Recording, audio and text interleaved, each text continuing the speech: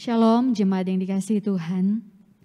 Pada pagi hari ini kita akan memulai ibadah kita. Mari bersama mendengarkan panggilan ibadah dari Mazmur 105 ayat yang pertama sampai 5. Bersyukurlah kepada Tuhan, serukanlah namanya, perkenalkanlah perbuatannya di antara bangsa-bangsa. Bernyanyilah baginya, bermazmurlah baginya, percakapkanlah segala perbuatannya yang ajaib. Bermegahlah di dalam namanya yang kudus, biarlah bersuka hati orang-orang yang mencari Tuhan. Carilah Tuhan dan kekuatannya, carilah wajahnya selalu. Ingatlah perbuatan-perbuatan ajaib yang dilakukannya, mujizat-mujizatnya dan penghukuman-penghukumannya yang diucapkannya. Mari bersama kita akan masuk di dalam ibadah pada pagi hari ini. Kita mau tenangkan hati dan pikiran kita di hadapan Tuhan. Mari bersaat teduh sejenak.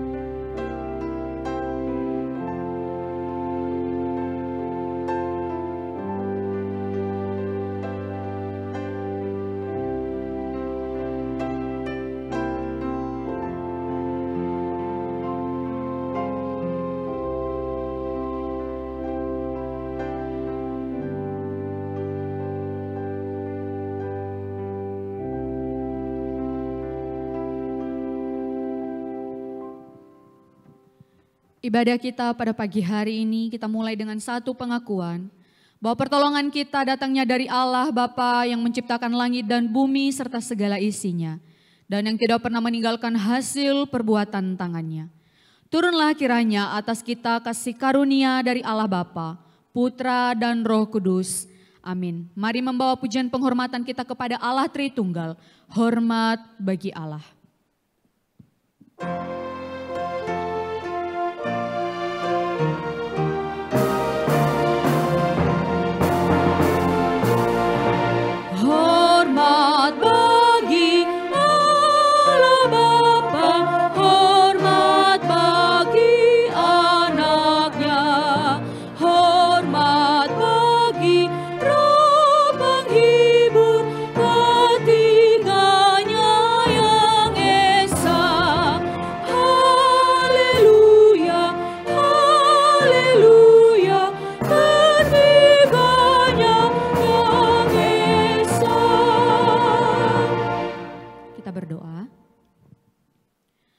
Tuhan, kami bersyukur dan bersuka cita untuk kemurahan Tuhan, untuk anugerah Tuhan bagi setiap kami. Sehingga di dalam kemurahan-Mu kami boleh datang beribadah kepada Tuhan pada pagi hari ini. Kami boleh datang untuk menikmati hadirat-Mu. Namun sebelum kami jauh menikmati peribadahan pada pagi hari ini, di dalam kami menaikkan pujian penyembahan kami, Tuhan, kami tahu bahwa hidup kami di sepanjang satu minggu yang sudah berlalu begitu banyak melukai hati Tuhan. Begitu banyak hal yang kami lakukan yang tidak sesuai dengan apa yang Tuhan mau. Dari tutur kata kami, dari apa yang kami rencanakan dalam hati dan pikiran kami. Sering kami melukai Engkau Tuhan. Kami juga tidak mendengarkan firman-Mu. Kami melalaikan apa yang menjadi perintah Tuhan. Kami juga tidak memberitakan Injil-Mu. Kami tidak peduli dengan orang-orang di sekeliling kami. Kami menjadi orang-orang yang egois. Tuhan ampuni kami. Tuhan biarlah Engkau yang melayakkan kami pada pagi hari ini. Hanya karena kelayakan yang daripada-Mu saja sehingga kami boleh datang beribadah kepada-Mu. Tuhan terima kasih juga kami bersyukur bahwa di sepanjang satu minggu yang sudah berlalu Tuhan sudah tolong kami. Begitu banyak berkat-berkat yang kami boleh nikmati dalam kehidupan kami. Yang Tuhan buat, yang Tuhan kerjakan. Baik di dalam kesehatan kami, baik di dalam keluarga kami, di dalam relasi kami, di dalam pekerjaan, di dalam pelayanan, di dalam sekolah anak-anak kami, dan di dalam segala hal yang Tuhan buat. Kami boleh melihat, kalau kami boleh ada sampai hari ini, semua bukan karena kuat hebat dan gagah kami, melainkan karena kasih karunia, pertolongan dan anugerah Tuhan. Terima kasih Tuhan, sekali lagi terima kasih. Dan pada pagi hari ini kami siap untuk masuk di dalam ibadah. Kami siap untuk memuji dan menyembah Engkau. Biarlah Engkau yang berkenan hadir dalam ibadah kami pada pagi hari ini. Sehingga sungguh pujian penyembahan dan kami agungkan, yang kami tinggikan adalah Engkau saja. Di dalam nama Tuhan Yesus Kristus kami berdoa dan kami bersyukur. Amin. Jemaat Tuhan dipersilakan duduk. Bapak Ibu Saudara yang dikasihi oleh Tuhan, sebelum kita akan menaikkan pujian-pujian kita di hadapan Tuhan, saya rindu menyapa Bapak Ibu Saudara sekalian, saya rindu mengatakan selamat tahun baru Imlek buat kita semua yang hadir pada pagi hari ini, juga bagi setiap jemaat Tuhan Bapak Ibu yang ada di rumah yang mengikuti ibadah kita secara online. Mungkin sebelum kita akan lanjut, saya persilakan Bapak Ibu boleh mengucapkan salam kepada kiri kanan, depan belakang. Ya, selamat tahun baru Imlek. Bapak Ibu Saudara, kita bersyukur ya tahun ini kita boleh merayakan tahun baru Imlek bersama-sama, boleh tatap muka. Kalau dulu kan tahun lalu masih secara online gitu ya, kita masih takut menyapa, bersalaman saja kita masih takut. Karena apa? Ada virus corona gitu ya. Tapi tahun ini kita bersyukur, begitu banyak kemurahan Tuhan yang boleh terus kita nikmati dan kita rasakan. Mari Bapak Ibu Saudara, kita masuk di dalam ibadah pagi hari ini. Kita mau datang kepada Tuhan dengan sikap hati, dengan satu kerinduan, sungguh-sungguh dengan segenap hati dan dengan segenap jiwa. Kita datang kepada Tuhan, menyembah Dia. Yesus, Engkaulah permata hatiku. Dunia tidak dapat menggantikan-Mu. Kemuliaan-Mu tercurah bagi kami dan menjadikan kami indah.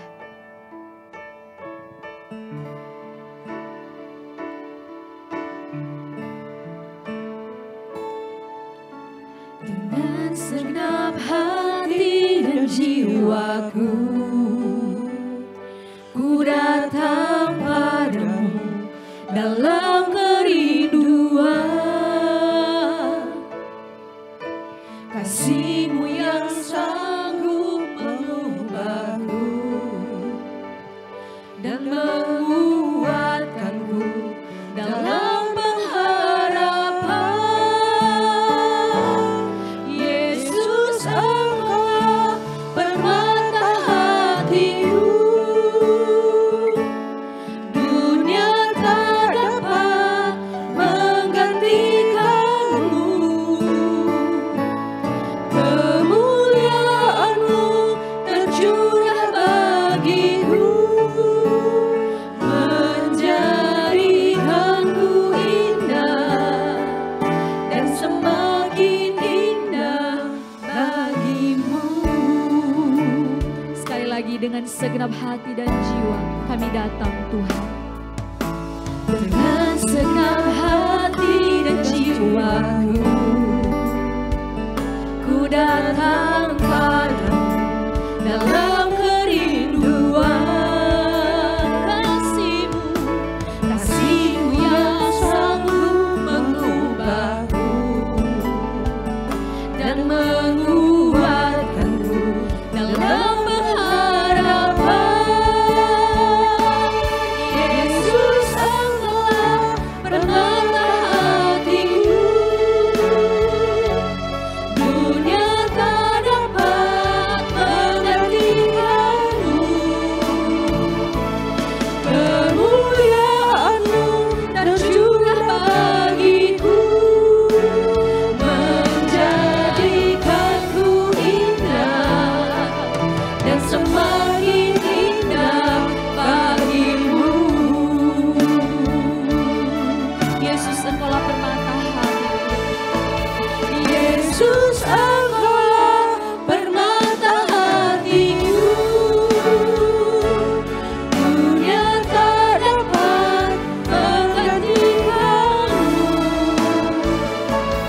Kemuliaan-Mu tercurah bagiku, menjadikanku indah dan semakin indah bagi-Mu.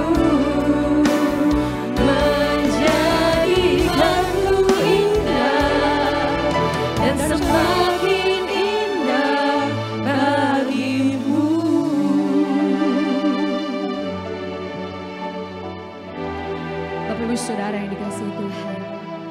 Pujian ini terdengar enak bukan?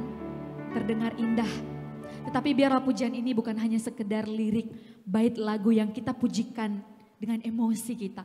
Tetapi biar sungguh menjadi kerinduan kita, doa kita di hadapan Tuhan. Bahwa kita datang sungguh-sungguh dengan segenap hati, segenap jiwa. Karena kita rindu bertemu dengan Dia. Bapak Ibu Saudara yang dikasihi Tuhan, firman Tuhan yang senantiasa dikumandangkan bagi setiap orang percaya. Bahwa Tuhan mengutus setiap kita untuk menyampaikan Injil. Kepada siapa kita menyampaikan Injil? Kepada orang-orang yang belum mendengarkan firman Tuhan. Mari bersama kita membuka mata kita. Kita lihat ke sekeliling kita. Ada ladang-ladang yang Tuhan sudah sediakan bagi kita. Saya mengundang jemaat Tuhan untuk berdiri. Kita mau pujikan. Lihatlah sekelilingmu, pandanglah ke ladang-ladang.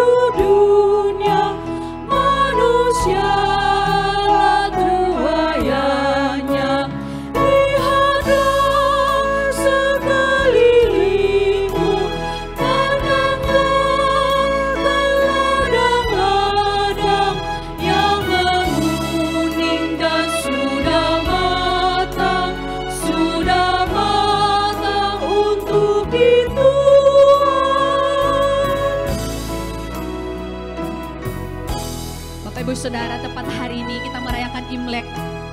Biarlah tahun baru Imlek tidak berlalu begitu saja. Bukan hanya perayaan seperti biasa saja.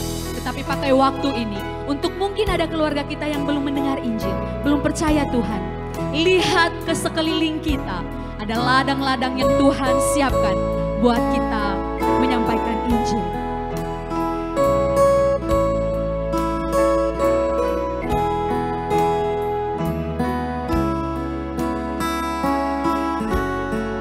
Bait yang keempat, bukankah seisi dunia dicemarkan oleh dosa?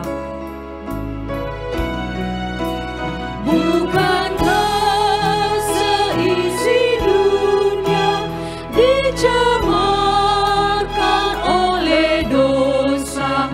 Tapi Allah mengutus juru selamat untuk semua.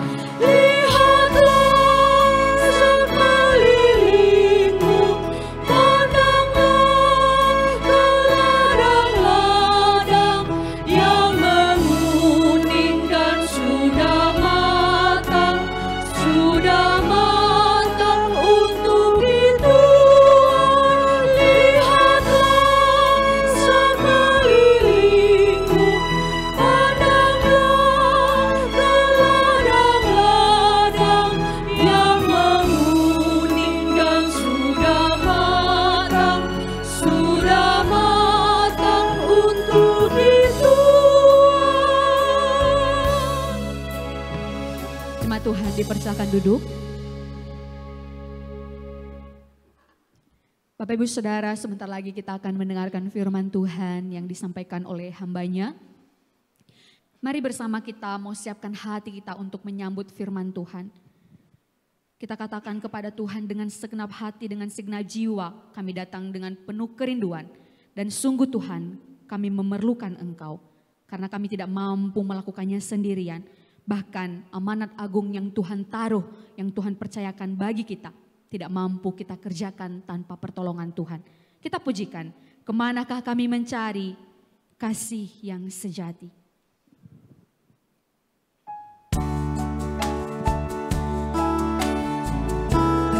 Mari bersama kita siapkan hati dan pikiran kita. Kita mendengarkan firman Tuhan pagi hari ini. Biar singer saja yang pujikan baik pertama.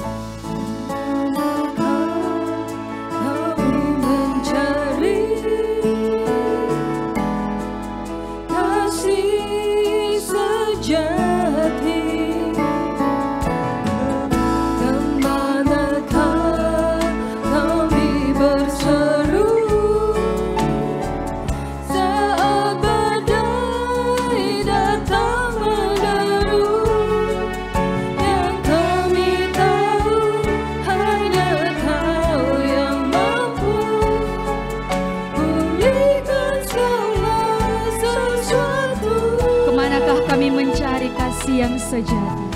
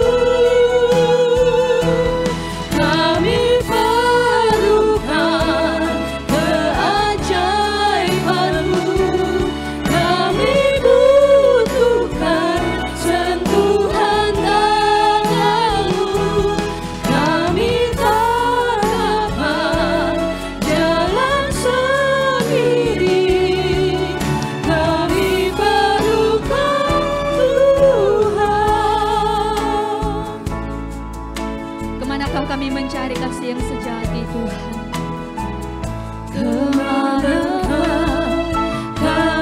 mencari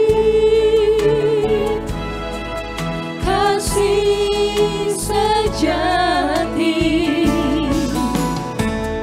kemanakah kami berseru saat badai datang menyeru.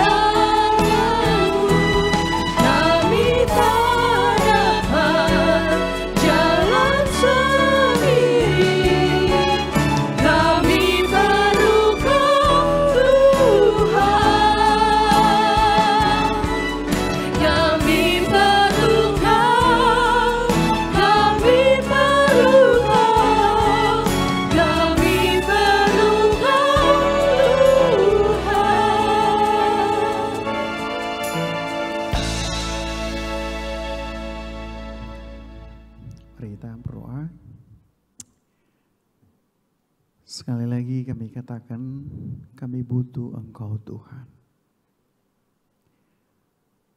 Kami butuh Tuhan, kami butuh Tuhan. Semua jemaat-Mu hari ini membutuhkan Tuhan. Saya tahu apakah jemaat yang hadir hari ini datang ke tempat ini dengan beban, mungkin karena kesehatan, Mungkin karena beban-beban keluarga yang lain, ekonomi, keluarga dan segala macam. Sehingga kami semua yang hadir pagi menjelang siang ini membutuhkan Yesus. Layani kami malah pagi hari ini. Kami rindu Tuhan bahwa Engkau menyentuh bagian terdalam dari hidup kami.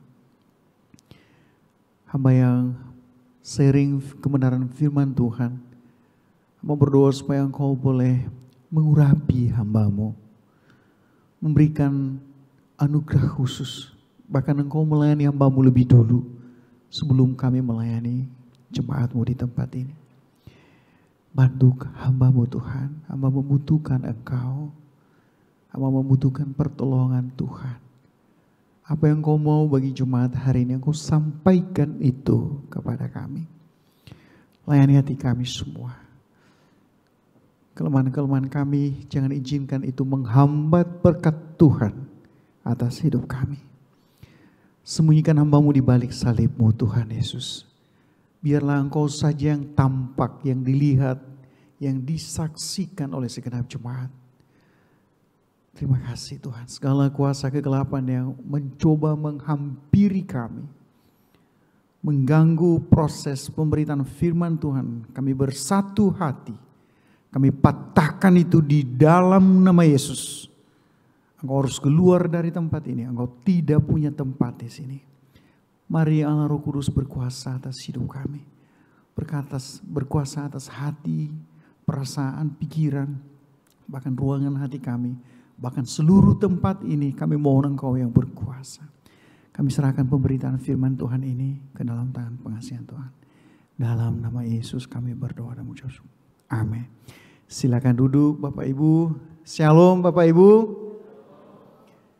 Ya, puji Tuhan, sudah selesai ibadah yang pertama dan saatnya kita memulai lagi ibadah yang kedua.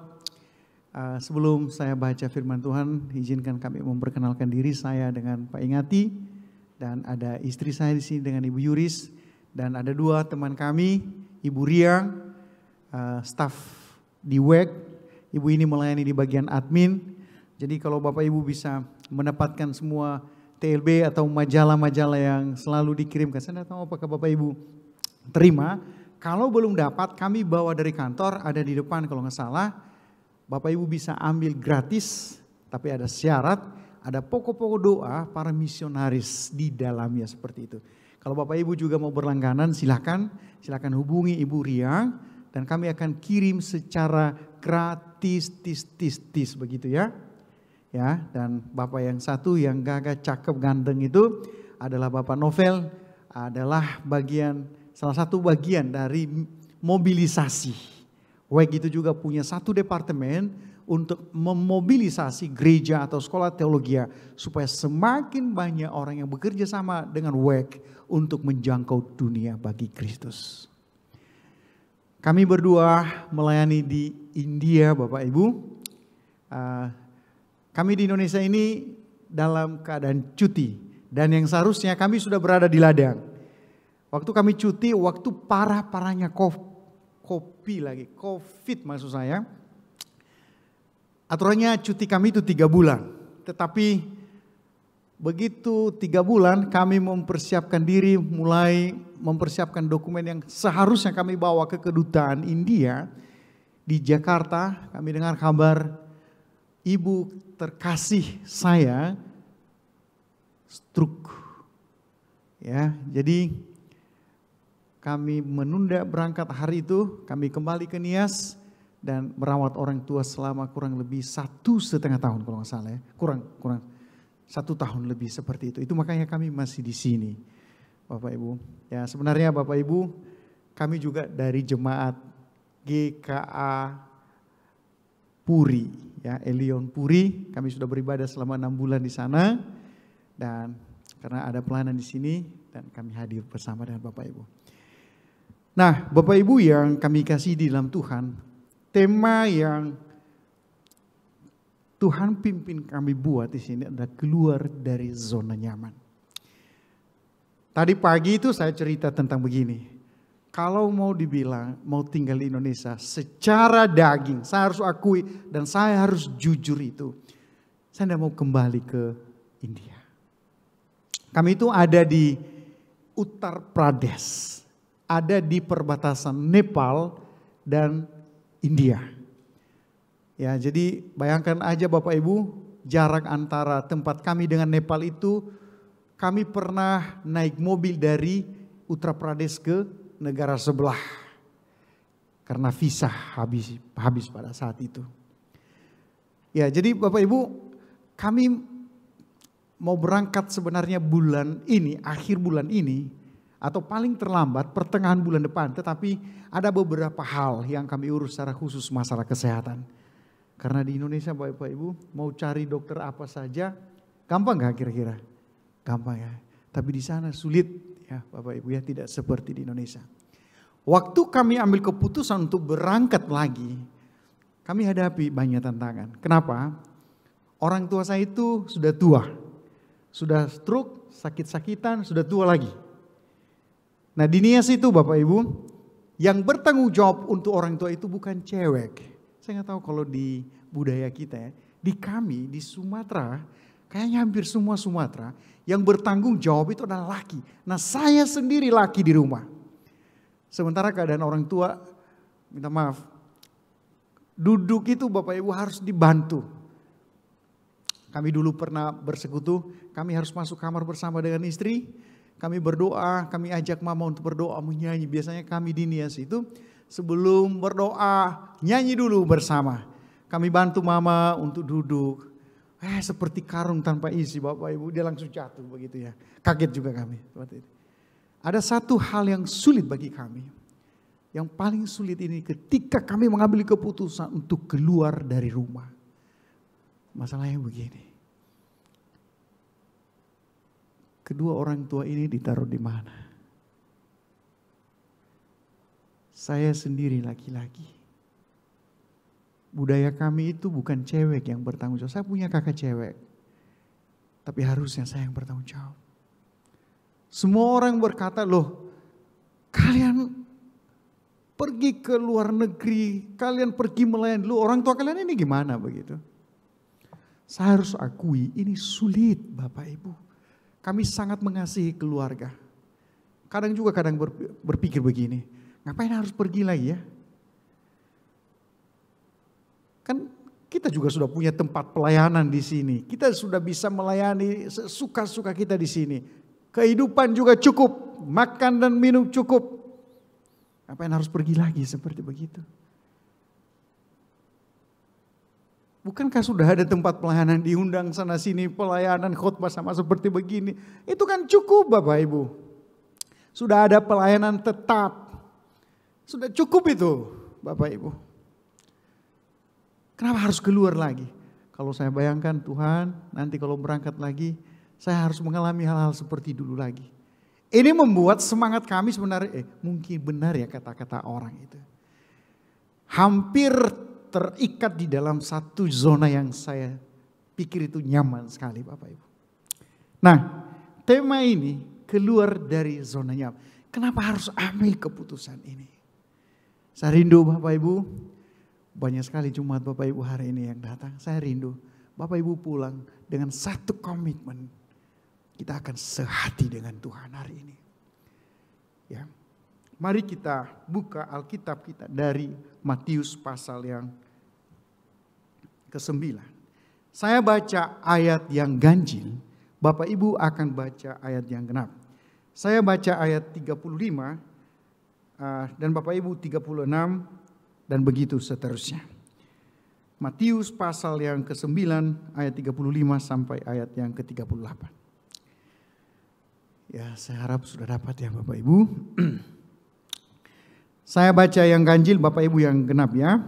Belas kasihan Yesus terhadap orang banyak. Demikianlah Yesus berkeliling ke semua kota dan desa.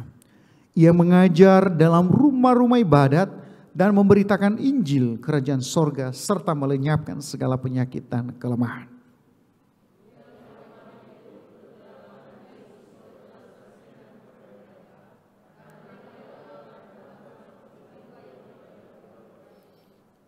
Maka katanya kepada murid-muridnya, tuaian memang banyak, tetapi pekerja sedikit.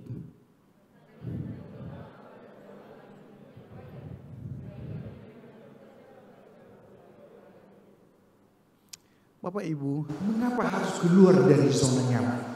Yang pertama, karena pemberitaan Injil itu merupakan utang gereja. Utang gereja yang belum tertuntaskan. Kalau saya berbicara masalah gereja, bukan hanya organisasi, tetapi utang pribadi setiap orang yang sudah percaya kepada Tuhan. Jadi kita ini Bapak Ibu, cakep-cakepnya kita ini punya utang, utang Injil.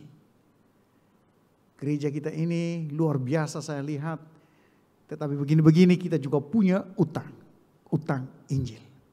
Belum tertuntaskan sampai hari ini. Kenapa saya katakan demikian? Begini, di sini dikatakan bahwa demikianlah Yesus berkeliling ke semua kota dan desa. Ia mengajar dalam rumah-rumah ibadat dan memberitakan Injil kerajaan sorga, serta melenyapkan segala penyakit dan kelemahan. Hal yang menarik saya lihat di sini Bapak Ibu, kalimat ini. Yesus berkeliling. Berkeliling kemana Bapak Ibu? Berkeliling begini. Kalau Bapak Ibu perhatikan itu, pertama dulu dia keliling ke semua kota. Bapak Ibu tahu ya, Surabaya ini kota. Di Surabaya ini tempat berkumpulnya orang-orang hebat dan orang-orang yang kurang hebat juga. Orang-orang kaya dan orang-orang yang kurang beruntung. Boleh saya katakan bahwa di kota semua level manusia di sana berkumpul Bapak Ibu. Yesus berkeliling ke semua kota. Dan yang kedua yang saya lihat, dia masuk desa. Wah, kita harus belajar dari Yesus ya. Biasanya kalau hamba Tuhan sudah melayani di kota, biasanya nggak mau masuk desa lagi. Ya saya harap tidak ada di sini dan saya juga tidak punya karakter seperti begitu. Dia masuk desa, dia berkeliling ke desa, dari desa ke desa. Bukan hanya dari desa ke desa. Ke rumah ibadat. Kita tahu sama seperti kita ini, rumah ibadat zaman itu ada tempat berkumpulnya orang-orang Yahudi yang membutuhkan Injil. Di sana Yesus hadir. Ini salah satu strategi yang luar biasa saya lihat. Dia masuk di kerumunan orang banyak yang sedang mencari kebenaran dan Yesus hadir di sana untuk memberitakan tentang keselamatan. Tetapi satu hal yang penting sekali saya mau sampaikan di bagian ini, bahwa Yesus tidak mau tinggal diam di satu tempat, di zona nyamannya. Nah Bapak Ibu, saya melihat mata semua memandang ke saya. Tapi saya rindu kita akan ikut berdiskusi dengan satu gambar yang saya mau tunjukkan kepada Bapak Ibu. Gambar ini Bapak Ibu. Saya mau tanya, ketika melihat gambar ini, apa yang muncul di pikiran Bapak Ibu kira-kira? Bapak Ibu coba perhatikan gambar ini ya. Kalau di sini ada rantai, ya ada rantai dua-dua, di tangan juga ada rantai, diikat Bapak Ibu, rantai besi lagi. Kalau lihat ini ada gambar sepertinya gereja. Saya mau tanya dulu Bapak Ibu, coba jujur di dalam hati Bapak Ibu, apa yang muncul di pikiran Bapak Ibu ketika melihat gambar ini? Halo Bapak Ibu, saya bertanya loh Bapak Ibu. Apa yang muncul di pikiran Bapak Ibu ketika melihat ini? Ini mic-nya ini kurang keras kayaknya, jangan tidak didengarin. Bapak Ibu, apa yang muncul di pikiran Bapak Ibu ketika melihat gambar ini?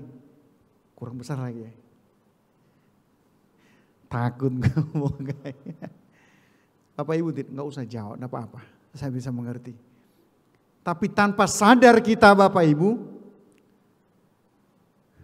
gereja seringkali menjadi penjara bagi Injil. Misalnya seperti kita ini lompat-lompat luar biasa, dua tangan di atas dengan musik yang luar biasa, dengan pemimpin pujian yang luar biasa, dengan penataan yang luar biasa. Kita sungguh menikmati anugerah di sini. Entah berapa kali kita sebutkan nama Yesus di sini. Entah berapa kali kita mengagung-agungkan Tuhan di sini.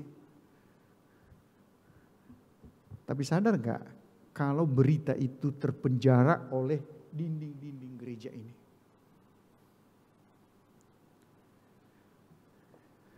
Tidak pernah tembus di sebelah. Gereja seringkali menjadi penjara bagi Injil.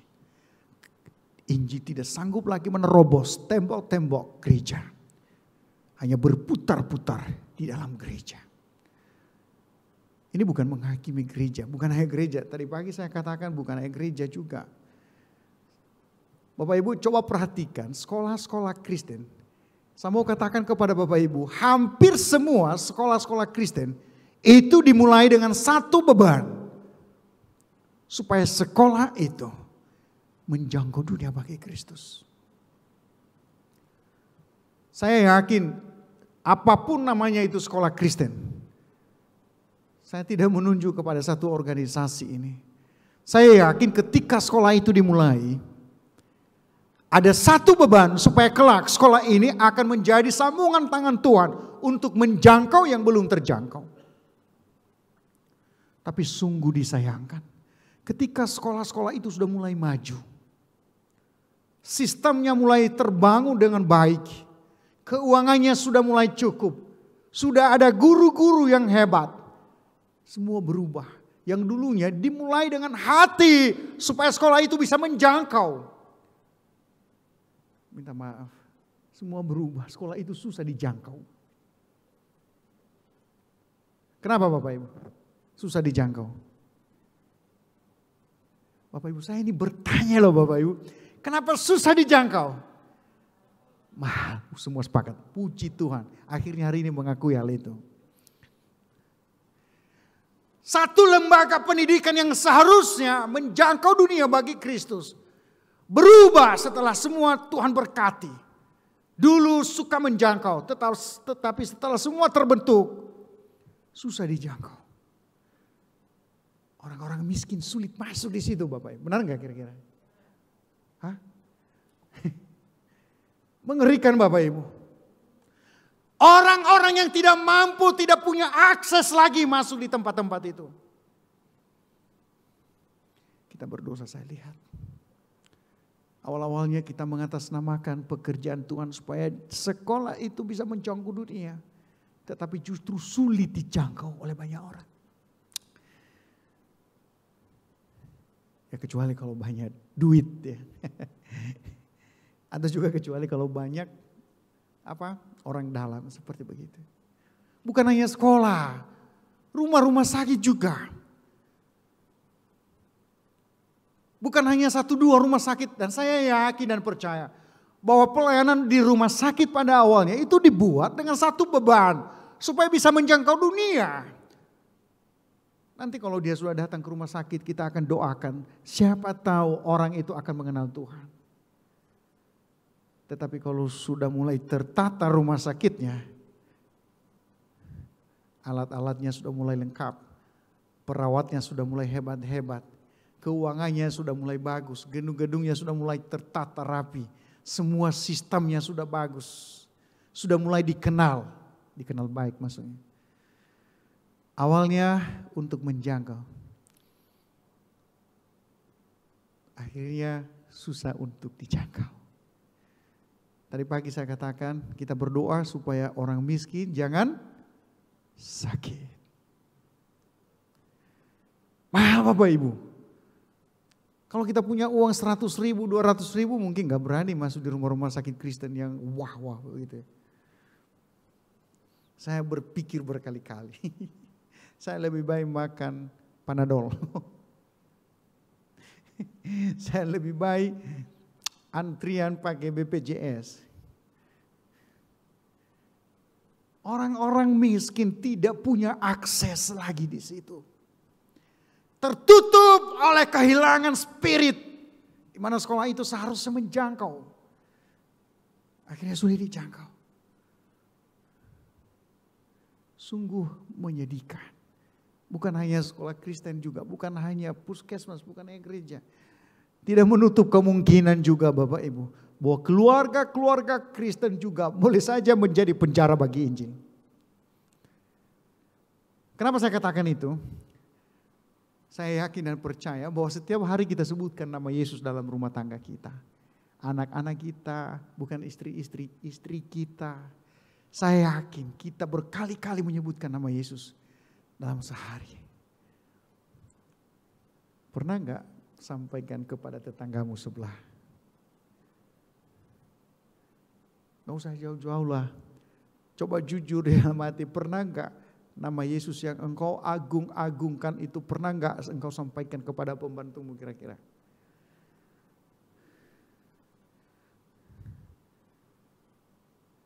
Gereja, keluarga kita sering sekali menjadi penjara bagi Injil. Saya lanjut, kenapa harus keluar dari zona nyaman Bapak Ibu? Yang kedua, karena Injil merupakan kebutuhan dunia yang sangat mendesak. Mendesak Bapak Ibu. Ayat ini berkata, melihat orang banyak itu tergeraklah Yesus oleh belas kasihan kepada mereka. Karena mereka terlantar seperti domba yang tidak bergembala. Yang saya mau garis bawahi di sini adalah kalimat ini. Mereka terlantar seperti domba yang tidak bergembala. Saya tidak jelaskan lagi apa dan bagaimana itu domba. Kita tahu semua domba itu mudah hilang, mudah tersesat, mudah dicuri seperti begitu. Tetapi yang saya ingin sampaikan kepada Bapak Ibu.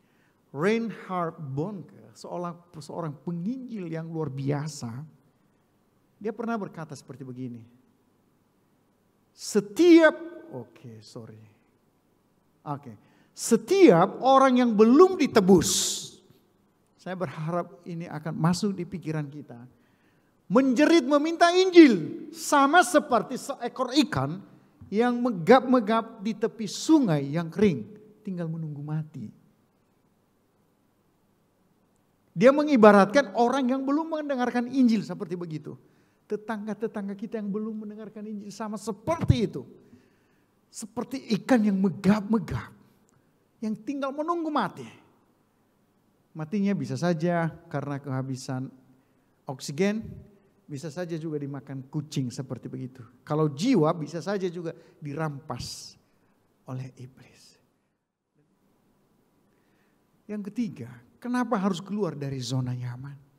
Karena ini Bapak Ibu, karena pemberitaan Injil merupakan kerinduan hati Allah yang paling terdalam. Kalau saya katakan Bapak Ibu, kalau engkau membelah dadanya Tuhan itu, pasti engkau temukan jiwa. Dan memang untuk itu darahnya dia tumpahkan di atas kayu salib. Kenapa saya katakan ini merupakan kerinduan hati Allah? Dikatakan di sini, maka katanya kepada murid-muridnya, tuaian memang banyak, tetapi pekerja sedikit. Karena itu mintalah kepada Tuhan yang empunya tuaian, supaya ia mengirimkan pekerja-pekerja untuk tuaian itu. Ada satu fakta yang saya terus terang saya baru temukan tadi pagi sebelum saya ke sini. Fakta pertamanya begini Bapak Ibu. Ada satu kalimat yang mengatakan tuaian memang banyak tetapi pekerja sedikit. Apa yang saya temukan di sini waktu mengulang pelayanan ini tadi ini Bapak Ibu. Yesus menemukan ketidakseimbangan antara tuaian dan penuai. Ada ketidakseimbangan dengan jumlah orang yang belum dilayani dengan pekerja yang mau melayani di situ. Sehingga ada permohonan dari Tuhan berkata begini, bisa mundur sedikit ya. Ini agak-agak macet ya. Mintalah kepada Tuhan yang empunya tuaian. Supaya ia mengirimkan pekerja untuk tuaian itu. Ada ketidakseimbangan. Terlalu banyak orang yang menantikan Injil. Tetapi sedikit orang yang rela mau menjadi pekerja. Mintalah kepada Tuhan yang empunya tuaian itu. Supaya ia mengirimkan pekerja-pekerja untuk tuaian ini.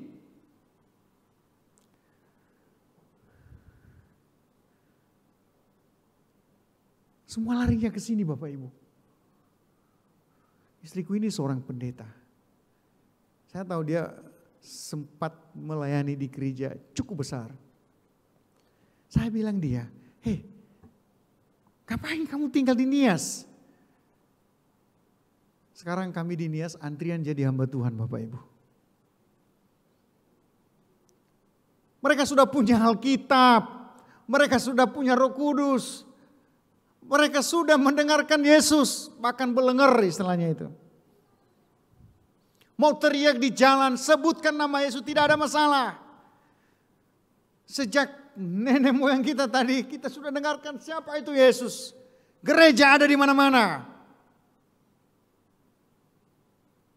Bahkan setiap hari Minggu menjadi kesempatan untuk menampilkan diri sebagai orang Kristen. Mereka lebih pintar dari kita kalau berdebat masalah teologi. Ngapain harus di situ lagi? Loh ini loh yang Tuhan katakan, mintalah kepada Tuhan yang mempunyai tuayan. Ini tidak seimbang supaya dia mengirimkan pekerja-pekerja untuk ini. Saya tidak tahu bagaimana perasaan Tuhan. Semakin Tuhan minta, semakin ngumpul, ini semakin panjang ini Bapak Ibu. Saya berharap Bapak Ibu, engkau ikut berdoa supaya Tuhan akan mengirim pekerja-pekerjanya untuk tuayan ini.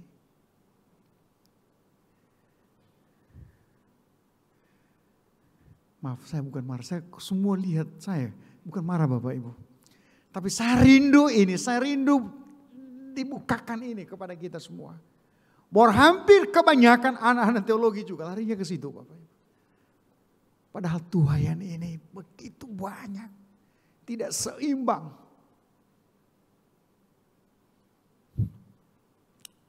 Satu lagi slide yang ingin saya tampilkan kepada Bapak Ibu. Ketidakseimbangan itu terjadi juga di dalam pengelolaan keuangan gereja. Kalau saya berbicara uang, bukan dalam arti saya datang di sini meminta uang, itu bukan Bapak Ibu. Tapi saya rindu kita akan mendoakan bagian ini. Data ini mengatakan seperti begini. Saya jelaskan sedikit, domestic project ini program di dalam gereja seperti begitu ya. Seperti Natal misalnya, acara-acara di dalam gereja lah seperti begitu. Bapak Ibu tahu dana yang disediakan untuk itu, coba perhatikan. 95% dari pendapatan gereja. Tentu Bapak Ibu, ini tidak berlaku kepada semua gereja. Banyak gereja-gereja juga yang memprioritaskan uangnya untuk jiwa-jiwa. Tetapi tidak sedikit orang yang masih mengelola keuangan itu hanya untuk proyek ini, domestic project. Waduh, mereka bisa habiskan puluhan juta hanya untuk Natal, perayaan Natal, aksesoris dan segala macam. Ngeri saya lihat. Mereka makan sendiri kadang-kadang saya lihat. Persembahan kita tadi kadang-kadang kita makan sendiri juga. Kemudian regular mission, kalau dikatakan regular mission di dalam setiap gereja ada program-program misi, misalnya kirim sembako atau kirim orang ke sana begitu-begitu ya. Berapa dana yang dikuncurkan di situ? Hanya 4,5%. Kemudian yang paling terakhir ini Bapak Ibu, ini Frontier Mission ini adalah satu komunitas atau boleh dikatakan lembaga misi yang bangkit setelah dia melihat realita bahwa gereja kurang memperhatikan suku-suku terabaikan. Akhirnya ini muncul. Mereka fokus untuk menjangkau suku-suku yang terabaikan. Orang-orang yang tidak dijangkau, yang belum dijangkau. Tapi justru ini yang maksudnya Tuhan Yesus. Tuhan memang banyak, tetapi pekerja sedikit. Mintalah, tetapi justru ini tidak selaras dengan permohonan Tuhan ini. Justru di sini Bapak Ibu semakin kecil. 0,5. Sedih ya Bapak Ibu ya. sedih. Itu sebabnya pekerjaan Tuhan ini sudah diberikan itu kepada kita berapa ribu tahun lalu. Tetapi sampai sekarang tugas itu belum dituntaskan. Saya berharap kita ikut mendoakan bagian ini. Supaya Tuhan boleh bekerja kepada kita semua. Supaya kita memiliki sistem yang baru. Supaya kita sepakat dengan Tuhan. Mintalah supaya Dia mengirimkan pekerja. Ya, salah satu target saya sebenarnya datang di sini itu bukan hanya sekedar khotbah, bukan hanya sekedar melayani. Saya rindu sebenarnya Bapak Ibu akan ada orang-orang yang diutus lagi di sini. Akan ada orang-orang yang diutus. Kalau bisa Bapak Ibu di Uttar Pradesh ya. Amin. Amin Bapak Ibu. Masa gak kasihan? Kami berdua doang loh di situ. Satu negara bagian sebesar begitu, dua jumlahnya itu Bapak Ibu hampir persis jumlahnya dengan populasi Indonesia. Indonesia 250 jiwa ya, hampir seperti begitu. Di sana sama, satu negara bagian saja. Masa enggak kasihan hanya 2 orang di sana? Umur kita juga sudah semakin bertambah gitu. Sudah sakit-sakitan. Sehingga doakan supaya gereja kita bisa melihat itu lagi. Ya, doakan Bapak Ibu dalam waktu dekat. Kalau kami sudah selesai proses kesehatan ini, kami akan kembali ke ladang. Dan saya rindu kalau kami sudah tiba di ladang, Engkau mendoakan kami di sana. Dan kalau bisa, Engkau datang untuk melihat secara langsung. Mari kita berdoa. Tuhan, kami butuh Engkau Bapa. Berikan kami hati-Mu. Berikan kami tangan-Mu Tuhan. Kami tidak tahu sampai kapan kami ada di muka bumi ini. Tetapi yang pasti ada saatnya nanti kami akan tinggalkan dunia ini. Tolong kami sebelum kami meninggalkan dunia ini, kami boleh menyenangkan hati Tuhan. Kami boleh menaati panggilan Tuhan. Sekali lagi berikan kami hati-Mu Tuhan. Terima kasih Tuhan. Dalam nama Tuhan Yesus kami berdoa. Amin. Saya undang kita bangkit berdiri Bapak. Hari ini kita berdoa. Ya, kita tahu semua bahwa hari ini ibu-ibu banyak yang pakai baju merah ya.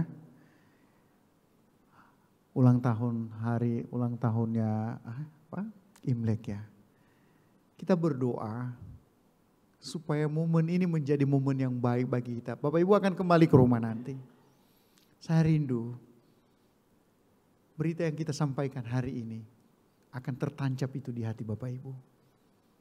Engkau akan mulai menjangkau ke keluargamu dan juga pembantumu dan juga orang-orang yang ada bersamamu. Kita juga berdoa. Saya bersyukur melihat gereja ini yang punya hati misi luar biasa. Bapak Ibu sudah mengutus utusanmu ke ladang pelayanan. Dan kami dengar Engkau mendampingi dia dengan cara yang luar biasa. Saya berdoa supaya spirit itu tidak akan berubah. Kalau bisa spiritnya akan semakin bertambah.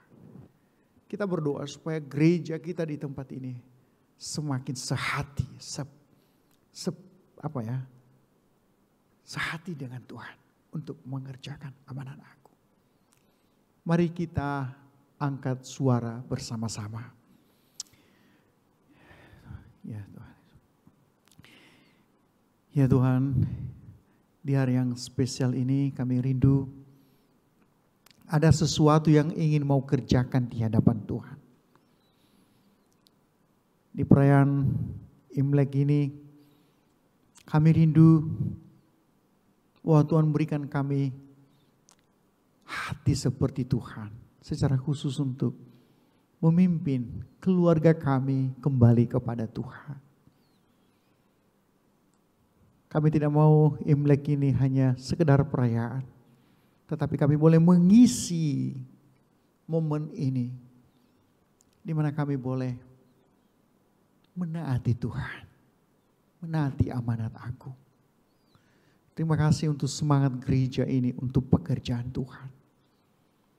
Bapa, kami berdoa supaya Engkau jaga spirit yang ada. Supaya spirit yang ada bukan berkurang, tetapi semakin bertambah.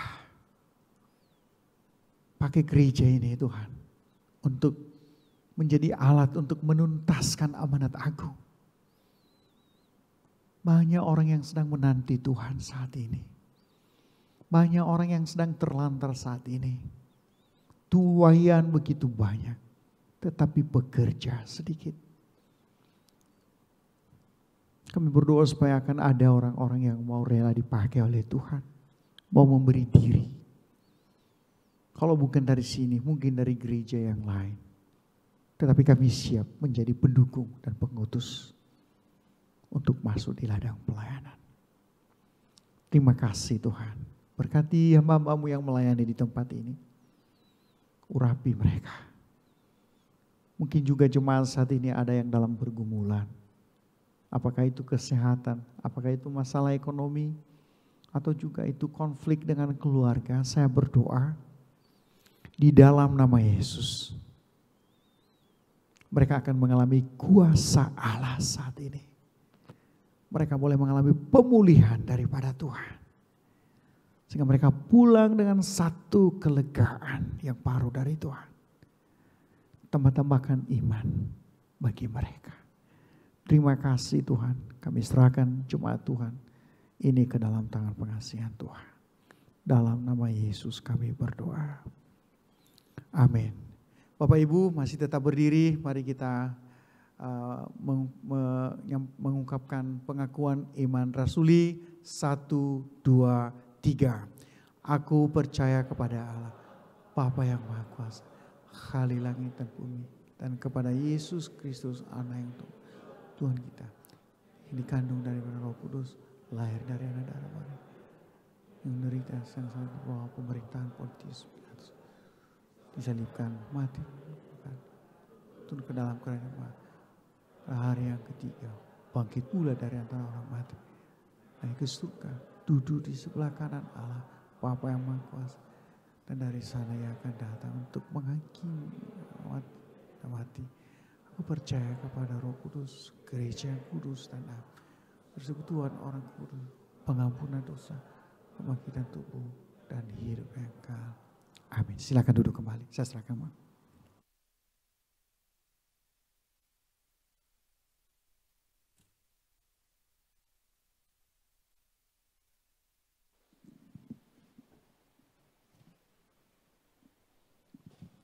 Puji Tuhan untuk firman Tuhan yang sudah diberitakan bagi setiap kita. Bapak Ibu, jangan hanya kita berdoa untuk siapa yang diutus, utus A, utus B, utus C. Tetapi mari juga belajar berdoa di hadapan Tuhan.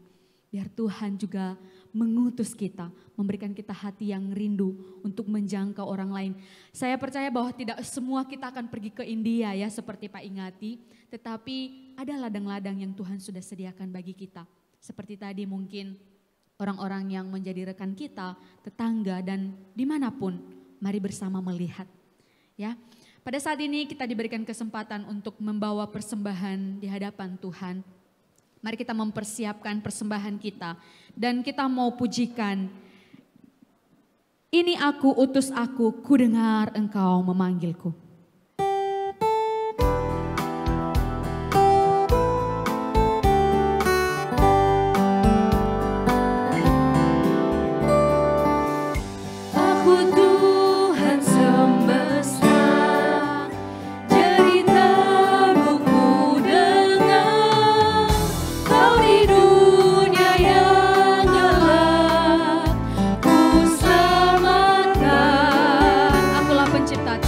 Aku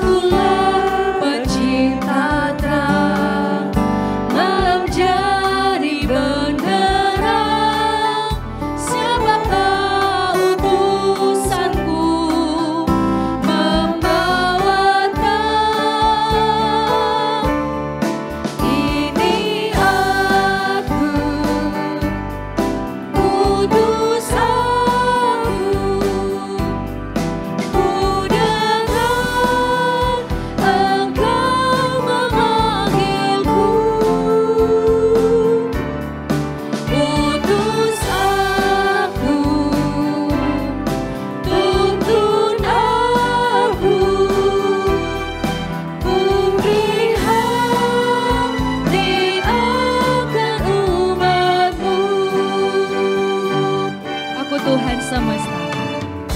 Aku Tuhan semesta, ku menanggung sakitmu dengan nangis karena kau tak mau dengar. Kan ku rubah hatimu yang keras jadi lembut. Siapa bawa firman-Ku, utusanku. Ini aku, utus aku. Ini aku, utus aku. Ku dengar Engkau memanggilku. Utus aku, tuntun aku. Ku prihatin akan umat-Mu. Kita sudah mendengarkan firman Tuhan. Biarlah sungguh ini doa kita di hadapan Tuhan. Maukah berkomitmen di hadapan Tuhan dan katakan, ini aku Tuhan, utus aku. Ku dengar Engkau memanggilku. Saya mengundang jemaat Tuhan untuk berdiri. Aku Tuhan semesta, ku melihat yang resah, orang miskin dan lesu, aku jenguk. Aku ingin memberi perjamuan sorgawi. Siapa mewartakannya? Siapakah? Katakan, ini aku Tuhan. Ini aku, utus aku. Ku dengar Engkau memanggilku. Utus aku, tuntun aku. Ku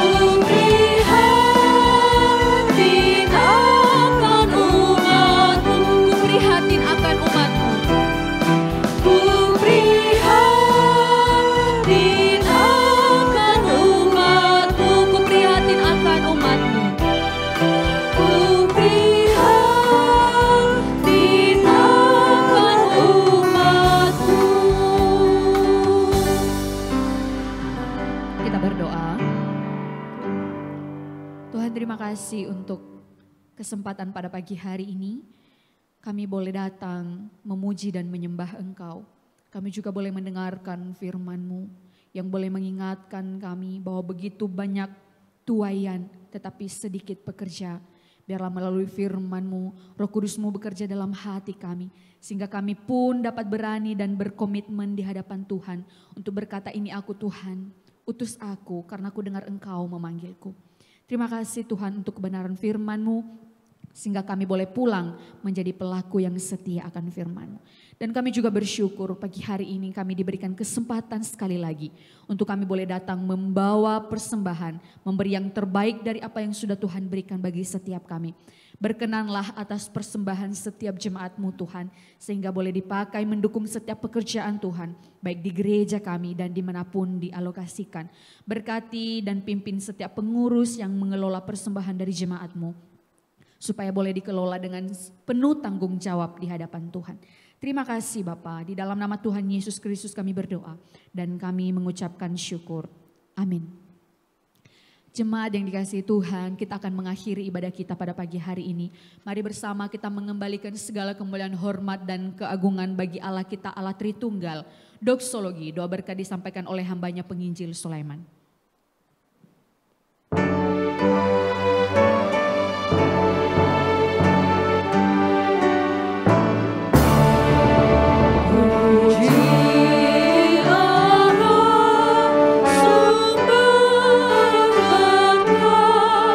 Puji Dia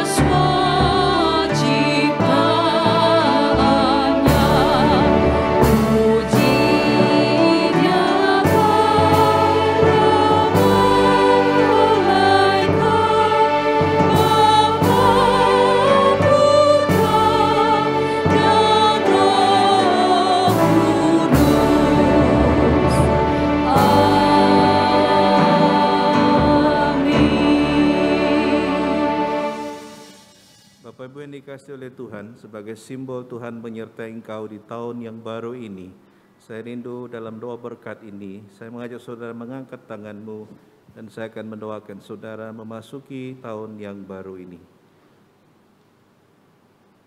Bapa, kami datang di hadapan-Mu menyerahkan setiap kami. Biarlah Engkau mencurahkan berkat-Mu ke atas setiap kami.